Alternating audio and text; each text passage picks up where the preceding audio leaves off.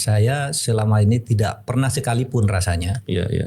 menyalahkan pengadilan yang menghukum koruptor. Iya, iya. Tidak pernah sekali. Betul. Saya selalu mendukung kalau orang terdakwa korupsi itu dihukum. Iya.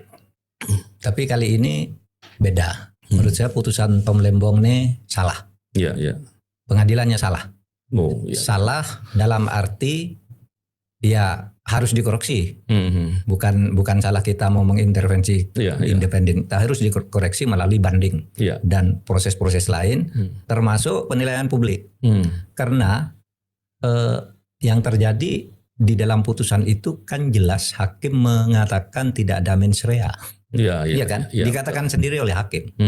Makanya saya lalu menanggapi ini bahwa putusan itu salah. Saya bilang salah aja. Meskipun seharusnya ya keliru atau kurang tepat, tapi saya bilang salah. Karena ini memang harus dikoreksi. Yang benar. Nah, soal pertanyaan dulu yang saya pernah bicara dengan Deddy Kobuser dan Pak Renal Kasal itu konteksnya beda dengan proses peradilannya. Waktu itu proses penetapan Tom Lembong sebagai tersangka. Lalu Tom Lembong dan timnya mengatakan tidak ada dana masuk ke Tom Lembong. Sehingga tidak boleh jadi tersangka kan gitu. Timnya dan masyarakat lah, masyarakat yang tidak paham hukum.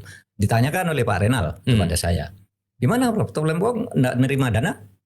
Kok bisa jadi tersangka? Oh bisa, saya bilang orang tidak menerima dana.